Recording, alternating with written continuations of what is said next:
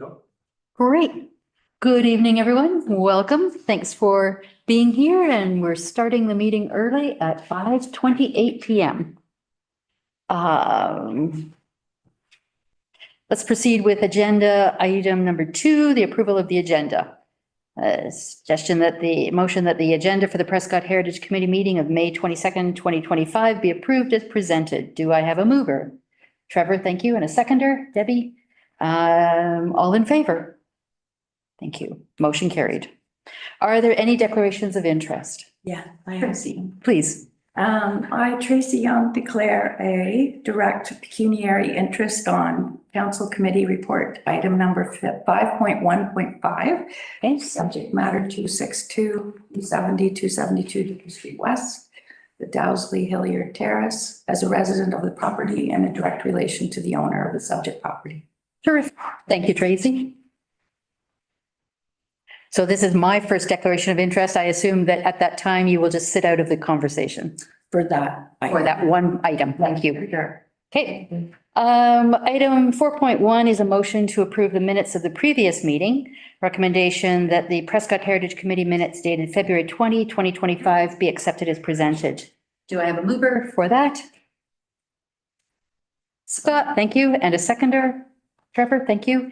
Is there any discussion on those minutes? Okay. All in favor? Motion carried.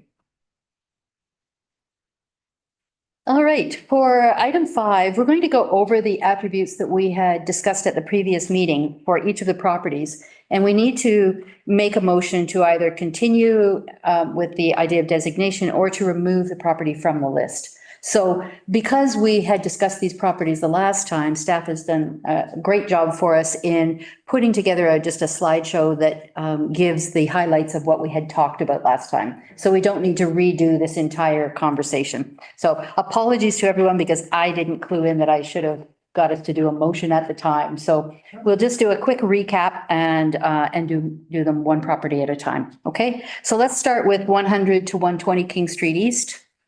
Where we're at.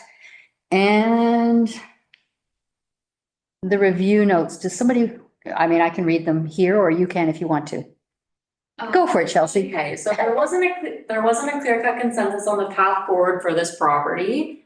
And it's been heavily renovated over the years, but it has great history, but not necessarily a unique building.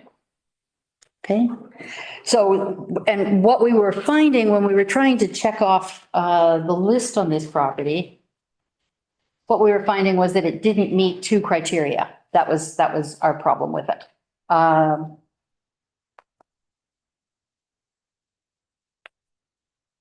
And I guess just the question is, do we have further discussion on the property? I don't. Okay. All right. Then the motion would be that staff be directed to remove 100 to 120 King Street East, the Revere House, from the list of properties with heritage interest and value. Do I have a mover for that? Tracy, thank you. And a seconder? Debbie? Is there, sorry, I shouldn't have asked for discussion first. I'll get this. All in favor? Thank you. Motion is carried. Now watch, I get 4 more times to get it right. Okay, the next one is Water Street, the Glasgow Smythe Building, or Gibson's Hotel. And Chelsea, if you will. Okay, so there was consensus that this property could be considered for heritage designation. It has unique architectural features that should be protected, such as the cut stone facade, window opening, size and position, the carriageway, the Georgian style, and the restored stonework. Thank you, Chelsea. And we were really fairly strong on this property at when we were discussing it. So I'll put forward the motion that staff be directed to bring back the draft designation bylaw, incorporating any feedback from our committee to a future meeting for final discussion and consideration for the property 241 Water Street, Glasgow Smythe Building / Gibson's Hotel, and that staff be directed to notify and invite the potential designation property owners to that meeting. Watch me do this right. Do I have a mover for this motion? Trevor, thank you. And a seconder? Scott, thank you. Is there any discussion on this property? Oh, hi. Tracy, please. Wondering what that little plaque said that's on the. See that little plaque by the door? I couldn't, Little guy? yeah. I don't know. Do we I'm know? wondering, Geez, I've read that a dozen times. yeah. I just wasn't sure if it was already, like something had been. I can take a look this week and see. Yeah, I don't, Yeah, I I, was just wondering it's what, not in this photo either. I can't, Yeah. like, I can't see it clearly enough. if it had already, been some kind of designation of. Well, hasn't half the building been Half it has, designated? yeah. That's true. Oh, Yes. Yeah, Okay, so that could be it. okay. Yeah, This one really was a slam dunk. it was, Yeah. wasn't it? Yeah, yeah. And the property owner is quite delighted about designation. It only makes For this. sense, but there already is. Mhm. Mhm. Okay. Okay, all in favor? Motion is carried. The third one is 692 King Street West, the FJ French House. Over to you, Chelsea. So there wasn't a clear consensus on the path forward for this property. The stone above the windows, the bay windows and stained glass windows, the size and massing of the building were discussed previously.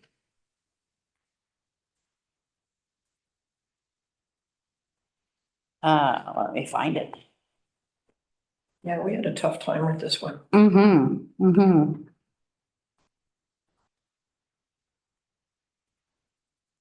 Yeah, the only additional information I had on that was that it was one of the first terraced properties built in Upper Canada. We That's a put, different building. Yeah. oh, sorry, I'm in the wrong place. Sorry.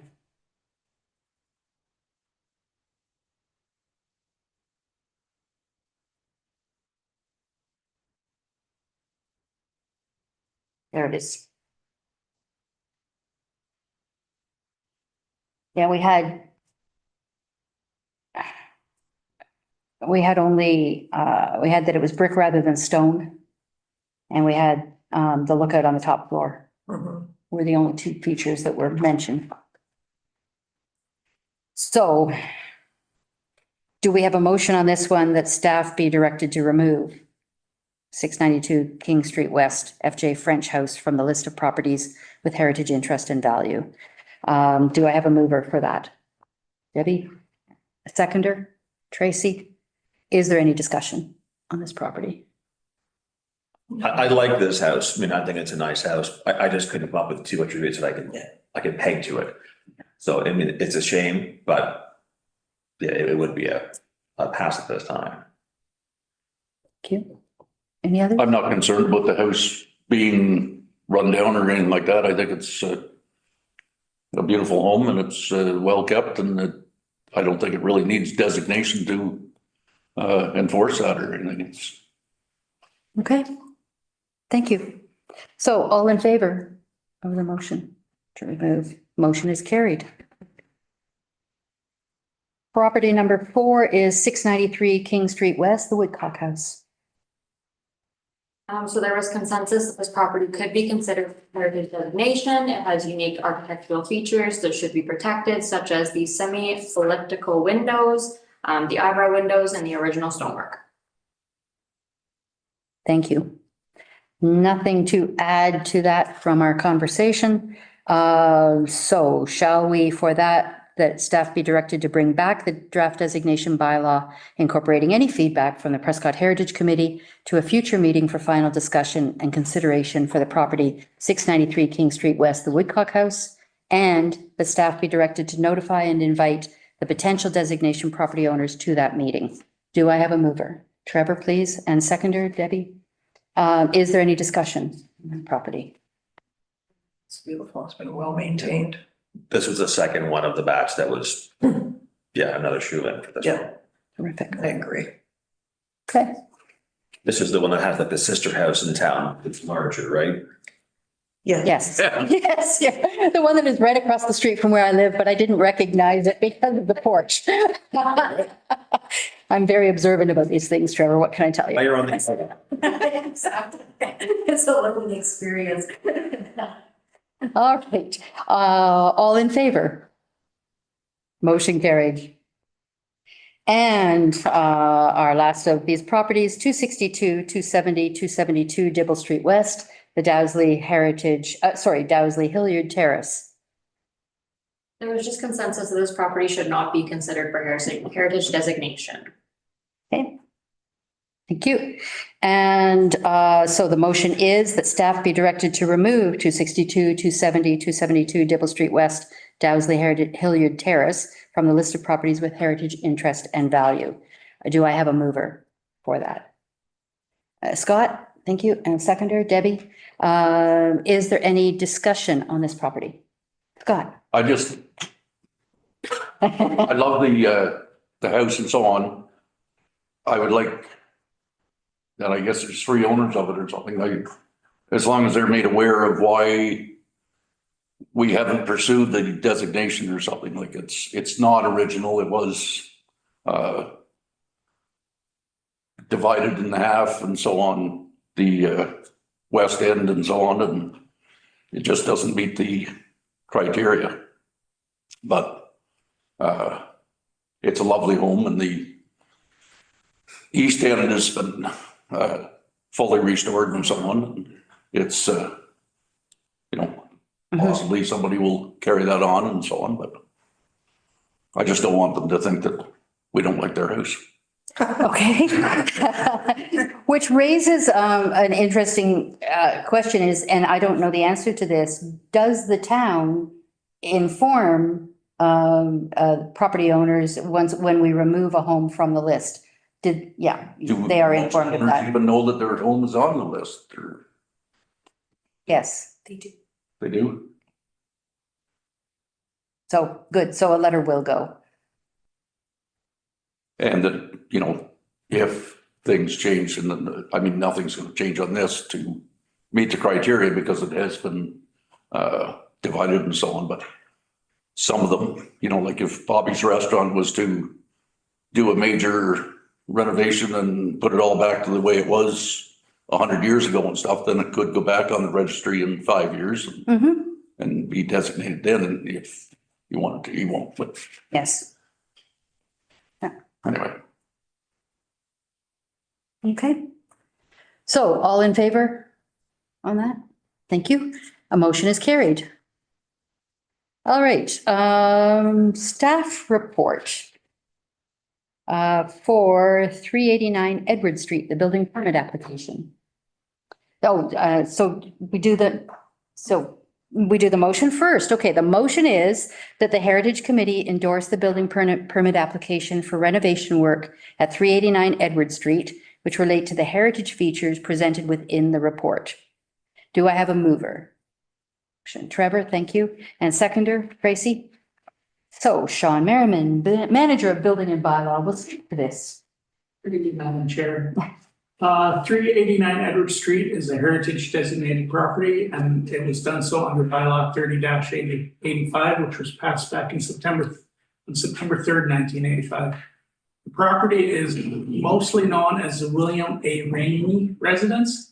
The house was, however, first built by a Dr. William Scott. He used it during the Battle of the Windmill in 1888 to treat the wounded. Dr. Scott was also involved in the political landscape of the time, including participation in the extension of the Separate School Act and the Temperance Act. Schedule A of the bylaw describes reasons for the property's designation. The description of reasoning is limited in nature, but does speak to such features as a unique front door, internal chimneys, along with the statement that the outer components blend well, making it an imposing and gracious structure as it was intended to be. There is very little indication in Schedule A as to specific individual components that make up the architectural heritage value. In October 2024, the current owner who owns it now reached out to us to let us know that she was thinking about purchasing the house, and she wanted to know how she would go about improving it if she wanted to in the future. We advised her, and then in November, she did advise us that she had purchased a house and had plans on renovating it to keep it up to date and stuff like that. In March, she came in to meet with us and staff, and on April 1st, 2025, the details of the renovation were received. A review of the renovations proposed showed that 2 items on that list, which involved the repairing of the front porch on Edward Street and replacing the doors on the, they have like a stone garage out back, could have an effect on the heritage aspects of the property, and the Heritage Committee should consider the request. So with the front porch, it's not really clear that this front porch is original. Okay, but it does have a heritage look to it. It's got a flair and a vibe that goes with it. The owner has intended that they intend to replace the material that has deteriorated with new material while maintaining the same look and style. So she plans on keeping the same look and style. Staff recommended approving this aspect of the renovation project as it intends to maintain the same look and heritage curb appeal while also incorporating structurally sound wood and safety to the front porch of the property. Kind of helpful. Kind of helpful, always nice if you don't fall through the front deck. On the garage, which is right here, as you can see, the current doors on the accessory building are H barn style doors. Again, it's not clear if these are original, but they certainly do appeal and feel into the heritage aspect of a stone building in the late 1800s. The owner intends to replace the rotting wood doors with new doors that have the same heritage aesthetic, while also incorporating, as you can see, there's a hinge door in there. If for some reason, because apparently the barn store thing at the top isn't working quite right, if they can't reutilize the parts there and they can't get something to replace it, it will be a full hinge door, but it will still have that same sort of style and look. Staff recommend approving this aspect of the renovation project as it intends to maintain and preserve the heritage look, even though it is on the accessory building and not on the main house. And so therefore, the staff would appreciate if this was approved so that a building permit can be issued and the renovations proceed. Thank you. Thank you. Any discussion?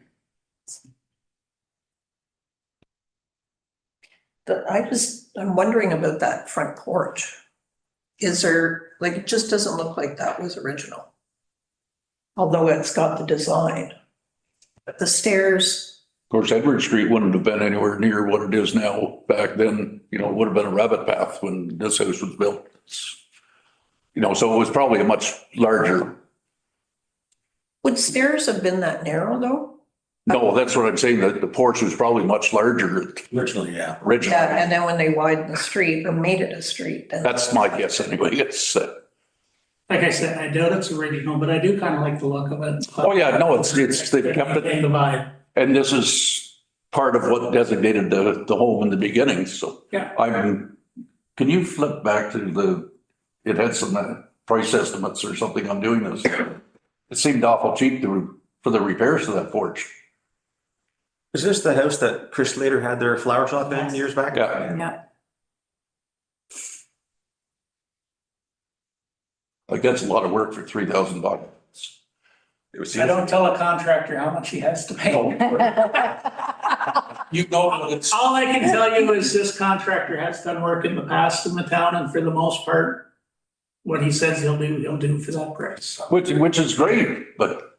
You understand, he didn't get into the specific individuals of it. From looking at it, from talking to him, he thinks that some of the wood is still savable, just some of it needs to be replaced. So you might have some extras. Doesn't matter. It's none of my business, but no, I just didn't want him to start cutting corners and I honestly don't. have it out of chipboard or something. No. I have no problems with it.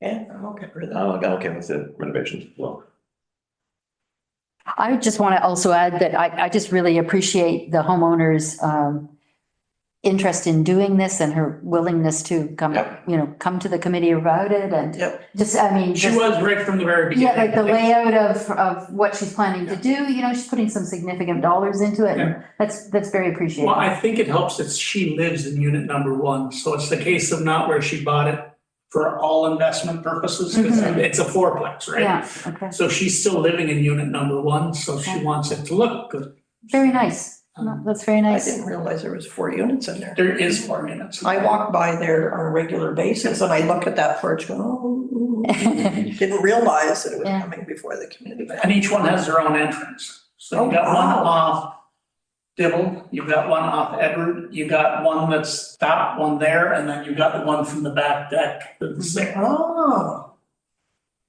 You wouldn't know that from the street. No.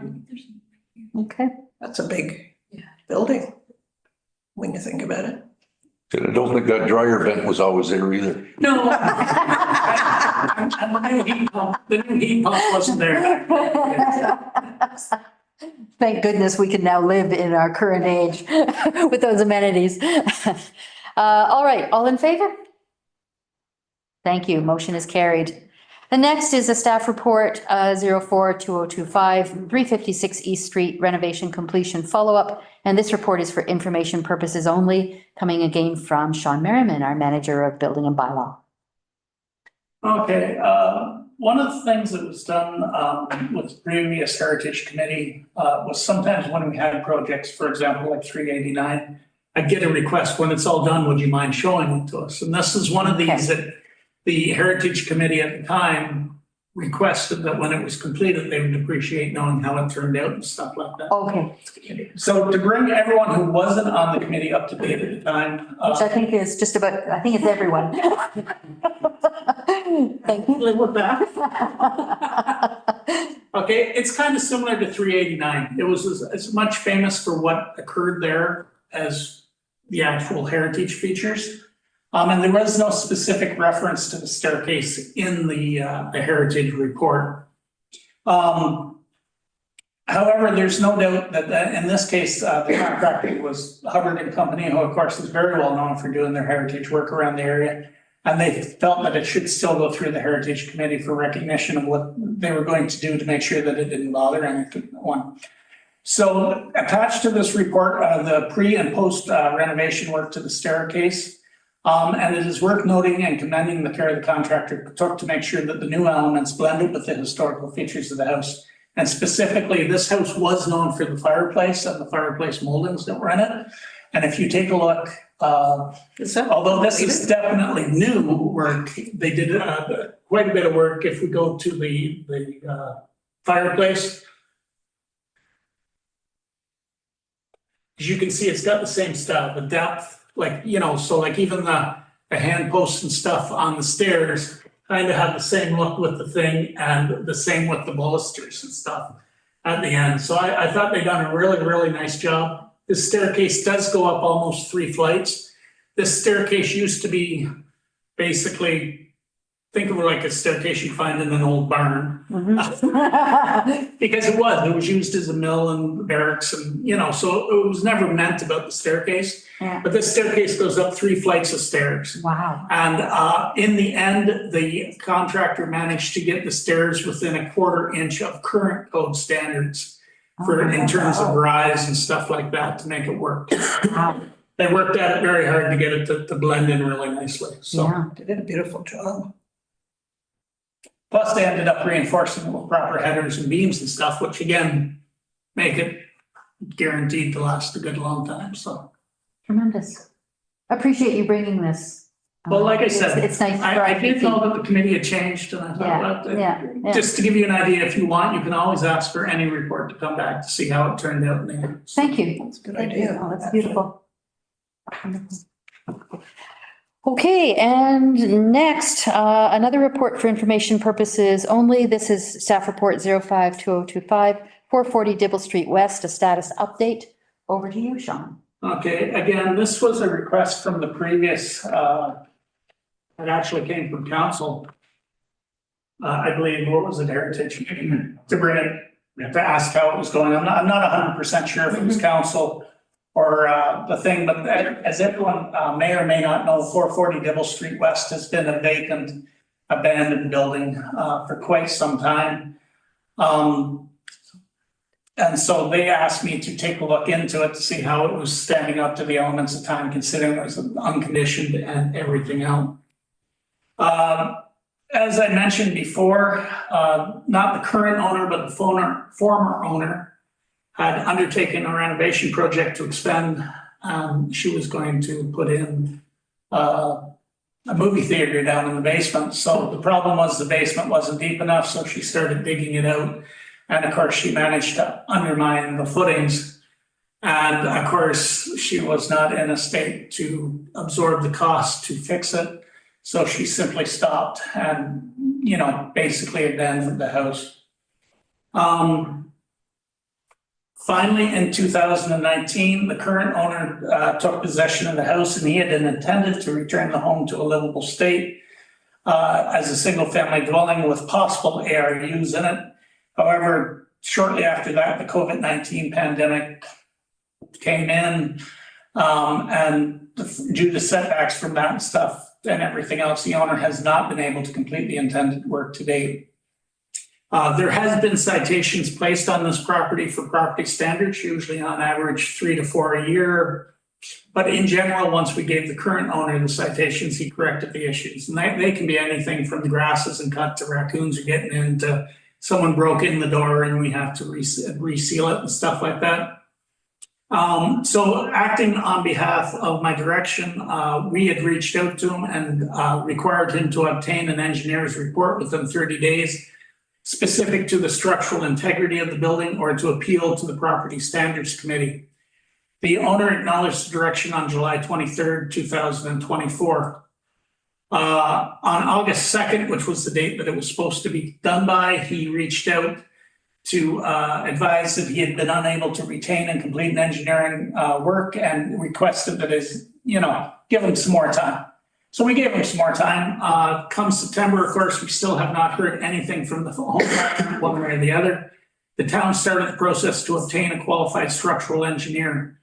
The town contracted work to Eastern Engineering and on September 20th, the site visit was provided. A visit notice was provided to the homeowner that we were going to show up on September 26th. He did not respond to us till the 23rd when he again apologized that he hadn't been able to do it and requesting another deferral and requesting more time. And I denied that request due to the fact that if he'd wanted to truly do this, he should have done it back in July when he could have went to the Property Standards Committee and asked for more time.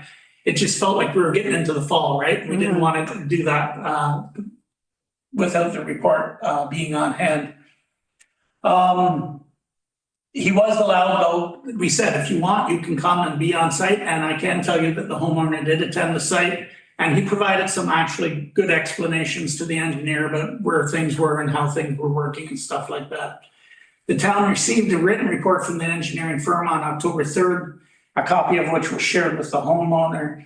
The report noted many elements within the original designation bylaw and spoke to salvageability in generality. It is worth noting that many of the features have been damaged by fire, vandalism, neglect, and or lack of conditioned space, because when your building's not heated, it does really erode things quickly. The engineer did acknowledge that at minimum, the masonry window claddings could be saved and that some moldings and wood features may be savable. But that more investigation would be needed to be definitive as time went on. Unfortunately, the stairs and dining room wood paneling has been significantly burned through either due to arson due to arson prior to the current owner taking possession of the building. The cupboards indicated in the 1984 designation amendment was either removed prior to this owner or it never was a historic feature, as the moisture within the house has caused the particle board to swell. It is possible that it was a feature as particle board was invented in 1887. But the exposed area of the cabinet would actually suggest that it was a more recent form of the particle board. Like something probably within 40 or 50 years ago. Good. The mosaic bathroom tile, which was also extensively damaged, so it was on the upper floors. Also, because it's unconditioned and unmaintained, the tiles are all cracking, and even if you did try to save them, they would probably crumble as you tried to remove them. The homeowner has been kept appraised at every stage of this process. I've been provided notice of this heritage meeting this evening. Ultimately, the building will need to be demolished at some point due to its current structural state and to prepare it to a safe standard. At present, the homeowner has not applied for a demolition permit, but action in this regard is anticipated within 6 months or before the end of the year. However, when the property inevitably becomes subject to an application to demolition, the application will raise again to here. And this is really just to get you guys thinking about it. Do you want to add any conditions about what should be saved, shouldn't saved? Like I said, some of the stuff that's savable, stuff that is not uncommon in the area, but at the same point might be very useful for renovations on other houses to help match the current, that style from that year. And included in this report are all the engineer's reports, including the one that was revised, and the bylaws that go with it, plus various photographs of inside the house, so. I noticed the reference to if we did want to try to salvage, there's a need for personal protection equipment and still further Investigation, oh yeah. investigation, all that sort of thing. Is it safe enough for somebody to go in and do this? You gotta understand, so if it's done at the demolition stage, that person's like on a construction site, so they have to be qualified to be on a construction site with the proper stuff to take it out. Okay, If you guys wanted to see it for some reason, I would leave with you, but I would say no, that it's not safe for you guys to go in there. no, understood. This report is simply to give you a rough idea. How sad. It is, Very sad. like I I said, would it started with the good news first, see? Yes. As far as some of the features that could be salvageable and so on, it would be a company like Hubbard and Company or something that would be the ones to, and I'm assuming that guy would know of several companies like them that, it's not something you're gonna take and put in your garage and hope somebody comes along knocking and.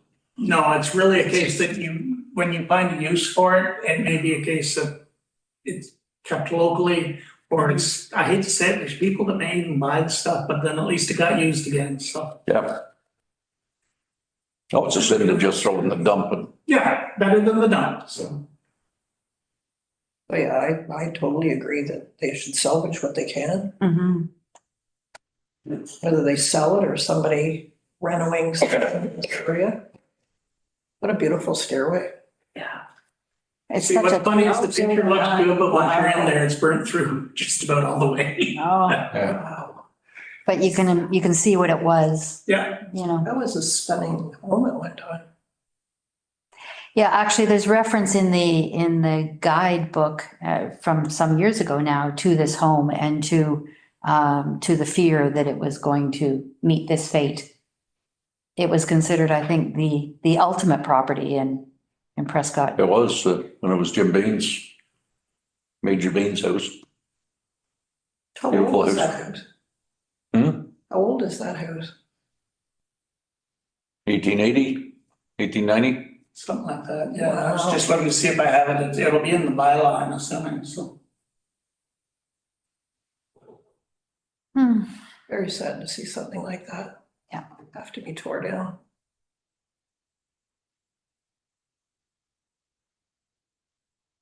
Well, it's a big piece of property. Mhm. It's really big, the property It itself. is. It is fixed. Yeah. So if, 1840. 1840.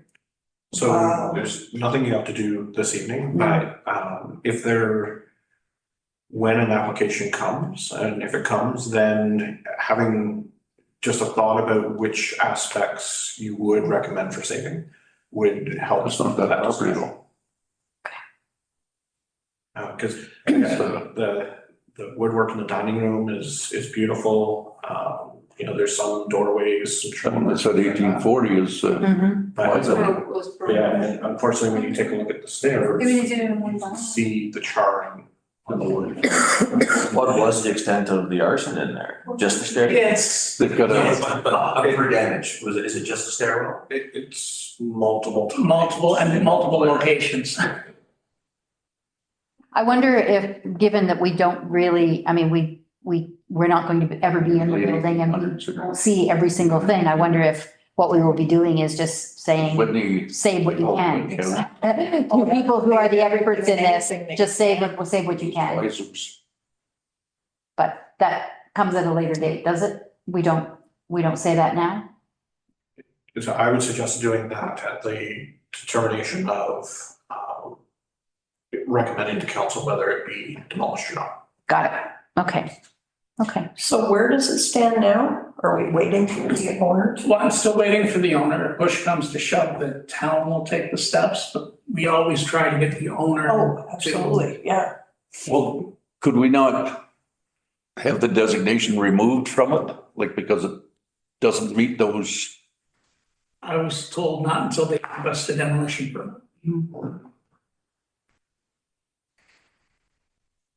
But how do we? For what guarantee purpose? that we can save? Following the rules, Scott, that's all. yeah, no, I'm just wondering whether there's a, So in order to remove the designation, we have to have a request by the property owner. And in this case, it would be a request to demolish the property. So that then sets into okay, the process that we have to follow.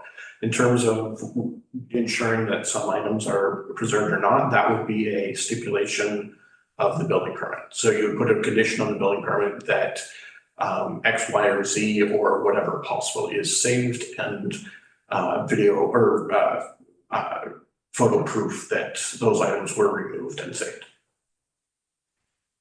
is what you would attach to the demolition permit. Okay, Yeah, you'd have to. so it'll come to us then. Okay. Thank you. Thank you for all of those reports. All right, item 5.5 is a staff report, 06/2025 Education Initiative Update.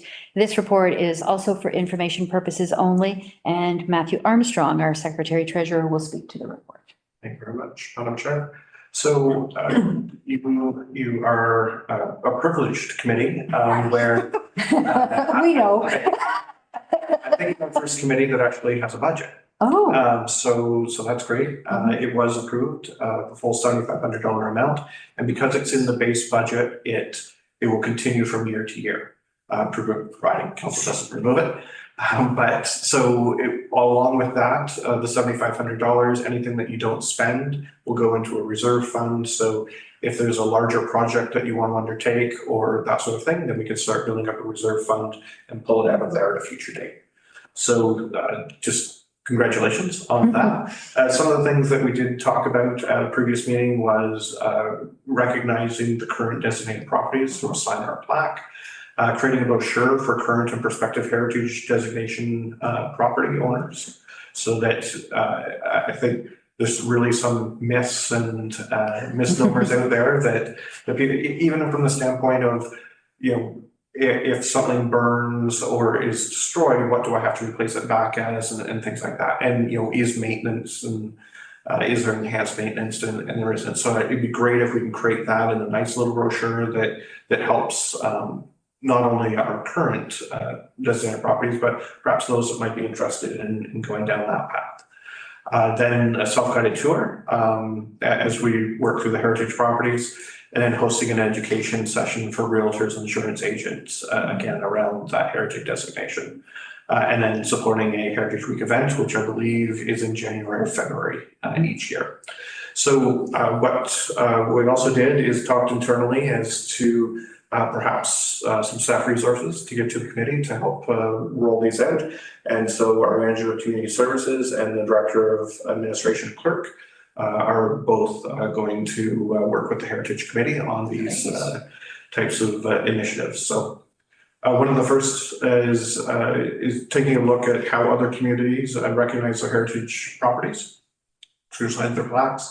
And we'll also, as I mentioned in a previous meeting, invite empty signs to come and just, you know, explain some of the materials that are out there, the goods and the bads of some of those. Obviously, metal ones last forever, but are also exceedingly expensive.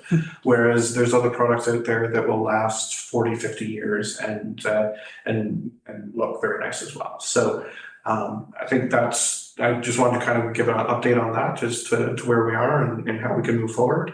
And then we'll start working on that and those initiatives. tremendous.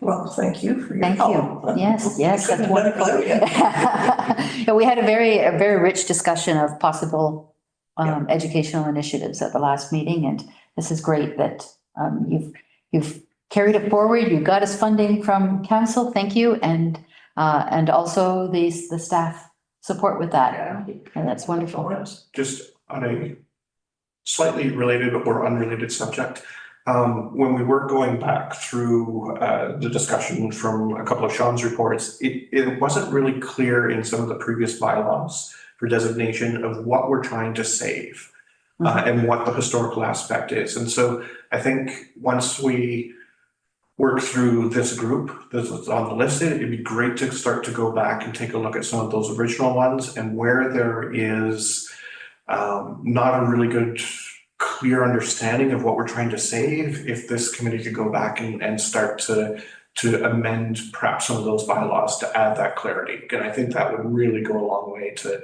helping everyone understand what we're trying to save. Great idea. I know we certainly did that when Lindsay and I were working on the bylaws for the first batch of this committee's work. We were trying to be very careful about that, to say exactly what it was. So that makes perfect sense to go back to other ones.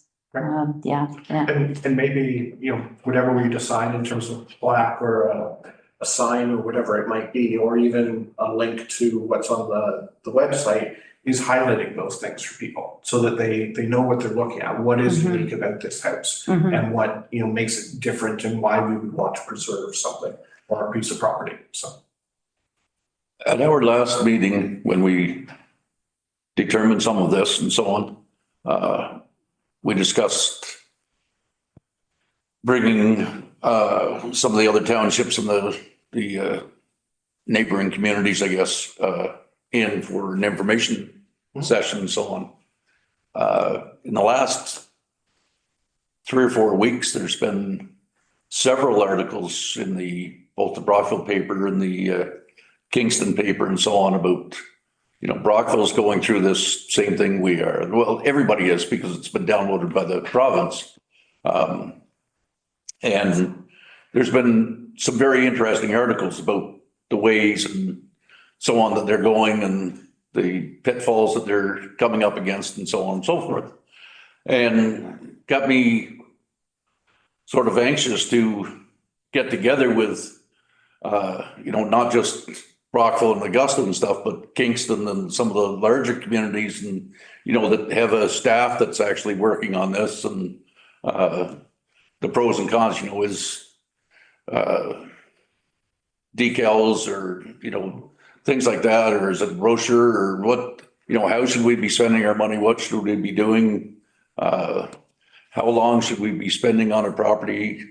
How are these properties getting designated and so on and so forth? Get the pros and cons from several different. And I'm actually quite excited about getting being the first community to instigate whatever you want to call it, a muster of different communities to talk about these things. And Heritage Conference. There is one. is there? There is one, yes, and it's happening in Picton this year. It happens at various places in the province on various years. And it is in June. It's near the end of June. And I first learned about it through the Brockville committee because they attend it regularly. And so it runs for 2 or 3 days near the end of June. I did speak to Lindsay about it back when I first learned about it. And she said that our township does not send committee members to conferences, that it would be, if anybody were to attend, it would be a council member that would bring back information. So if we wanted to attend something like that, it would be at our own cost. It runs, as I say, for several days near the end of June. Well, I think we definitely should have somebody such as yourself attend that, and we could spend some $500. So absolutely. That's what it's there for. If $7,500 is for educational purposes, I can make the case for that. And so if you want to send a member, then making a motion to that effect to spend that. They'll give you $50 to go there for the weekend. I think you would be tremendous for that. You're very interested in doing it, Scott. And so, and we just follow the town's travel and expense policy. So if you wanted to put up to a certain dollar amount, if anyone's interested in attending, then certainly we can make that happen. Okay, well then what we would need to do though is, can you pull up that conference?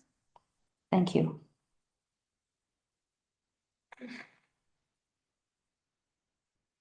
So this is the Ontario Heritage Conference, which as you mentioned is being held in Prince Edward County. I apologize, I was just trying to determine the cost of registration. By my calculations, it appears to be $400 plus HST. Yeah, why don't you sign up by June 8th? Okay. Yes. So that's to go to the conference, then what about accommodation? Here we go. Oh, there we go. Here we go. We probably have to look to see what they would be, but it might require a bit more. On an average, you might be $200 to $300 a night for More than likely, yes. correct. And it does appear that it starts at 2 p.m. So you'd only need 2 nights accommodations. So you'd be potentially looking at $1,000 between registration and hotels Yeah. plus travel, which currently is at the CRA rate. Depending on what we're traveling, you may seek to approve a total amount of $1,500 and out of an abundance of caution. Not that I anticipate that would be the $500. Could you pull up the sessions, the list of sessions, just to see whether there's something there of interest to people?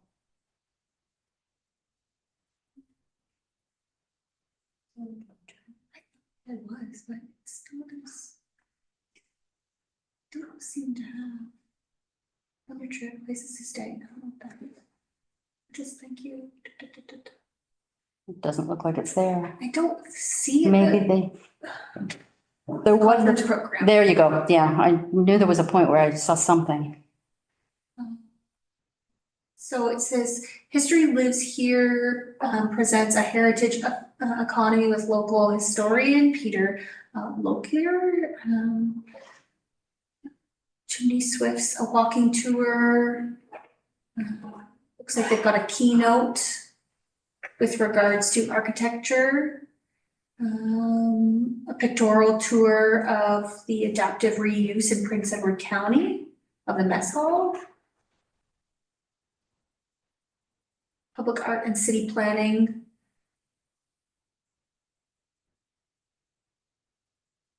How heritage helps in a housing crisis. Tips and tricks for municipal heritage committee volunteers. The 50th anniversary celebration of the Heritage Act. And a presentation from the Mohawk language of 25 years in the history. It's got a very packed agenda. What do you think? The capacity for, do you think they have to register for them separately? Potentially, yeah.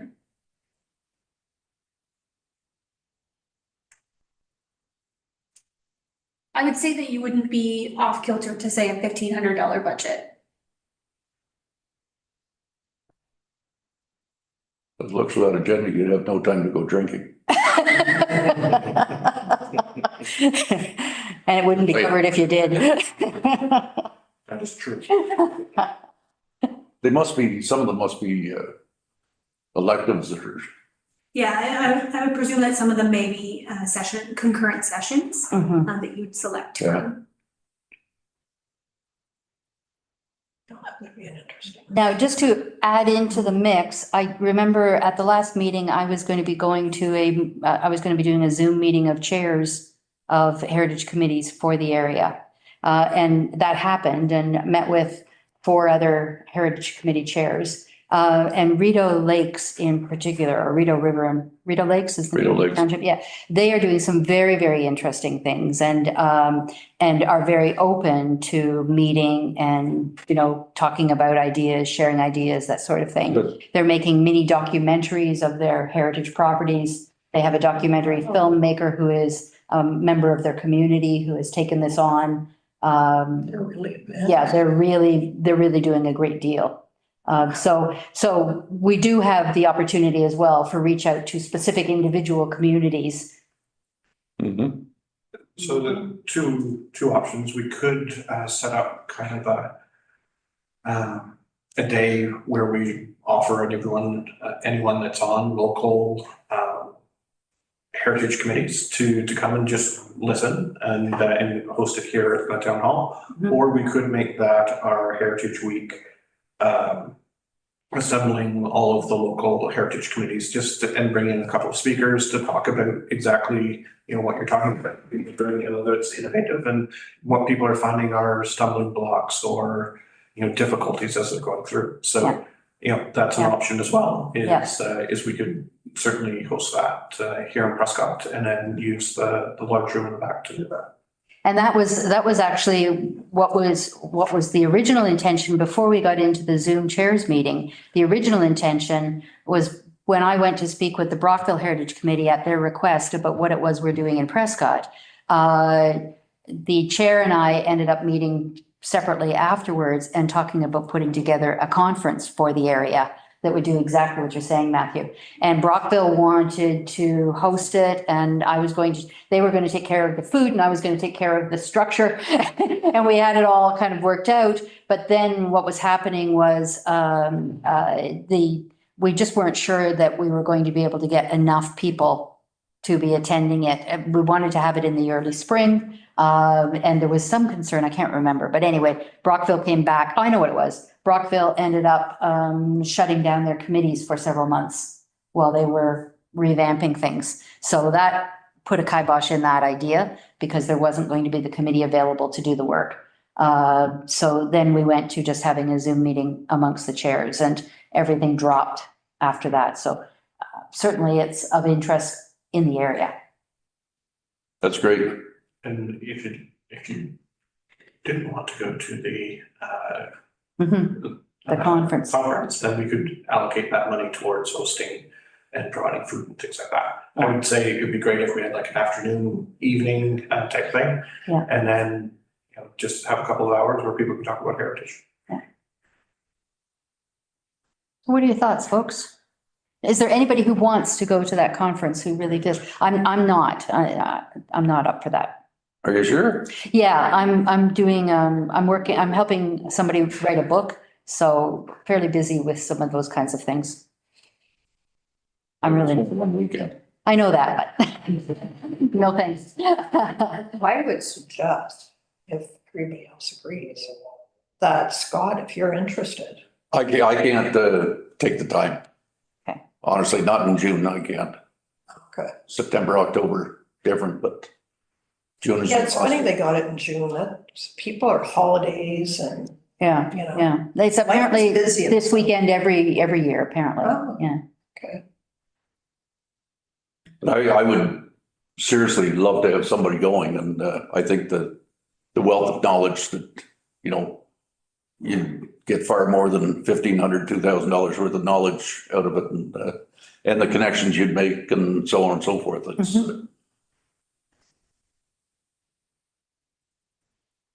Well, if there's, Also always next year. yes, we can always look at it again next year, as an option, and we can certainly do we can host an event if we want ourselves. I don't know. I think regardless, we can host by ourselves. Yes, I agree. well, if we do one by ourselves, it's like, to me, it should be a mini one until, like, I'd love to have this information the way they do theirs, and we're not going to do anything grandiose like that, but No, it's it would be nice to know their format and their Yeah. itinerary and stuff before we host a mini version of it type thing. It's They've got theirs online right there, right? So really you could borrow a fair amount from what they've got scheduled. Even if we were to plan something as a conference for ourselves, maybe later in the fall, which could kind of springboard off of this June conference. So some people that would have gone to that one might bring things to the table that they picked up from it as well. well, and actually, one of the chairs on the Zoom call is very heavily involved in the conference. Tracy somebody, I have to look it up. But anyway, if we were to involve her in our development of our own mini conference, she would be able to bring all kinds of information. She's been involved for a number of years. It's only a benefit to the town too, right? Brings more people in, get a new hotel here. Yeah. Great restaurants. Scott can host downtown. Drinking aloud. Okay, thank you. All right. And then under new business, folks, we have, and this was actually my request, to talk briefly or to hear briefly about Prescott Porch Fest. And I requested it only because I had noticed it on Facebook. And if there isn't a lot of rain, it will be happening potentially at some heritage properties. So not that it has anything to do with us directly, but I asked if we could hear more about it, just because maybe some of us might be interested in attending it. So Matthew, if you wouldn't mind, thank you. Thank you very much. So it'll be held on Saturday, May 31st from 1 to 5 p.m. The concept is that there's 8 porches from 1 to 3, and then another 8 porches from 3 to 5. And so each performer does an hour at a particular venue. And the first grouping, being 513 King Street West, which is Katarina's. So at 1, she'll have 1 performer, and then at 2, there'll be a different performer. And then those performers kind of go to different porches at the 3 to 5 range. And then at 5 o'clock, people will be coming back here to Town Hall, enjoying a barbecue chicken dinner, and Dirty Little Alibi is the performer at the Town Hall in the Grand Room. And so, yeah, it's being hosted by South Brendel Events, which kind of have some connections to folk music, that sort of thing, and wanted to try this new concept. So the thought is that people know where the venues are and who's performing where, and you can just go bring your chair, settle up on the lawn, and watch it from there, what's going on the porch. So interesting concept. First year for it, we're a sponsor. The town is a sponsor, and a number of others. But yeah, we are kind of helping a little bit with the logistics as well as the venue for the evening performance. Tremendous. And if you want exactly where everyone is and when and whatnot, then I have one of those as well. Thank you. Thank you. That's true. I think it's a great idea. I heard about it a few weeks ago, and I thought, whoever was brainchild on this one was thinking. Yeah, I noticed it, as I said, I noticed it on Facebook, and I wasn't sure if everyone would have seen it, and now it's been a few weeks since, so now everyone has seen it, but this is great.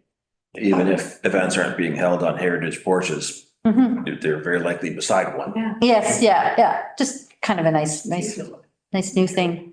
Thank you. Just a question. How did you get those porches? Asking. So truly, it was a combination of the event organizer as well as just town staff, and we just went in and asked the property owners and said, "You have a nice porch. Would you like to be a host?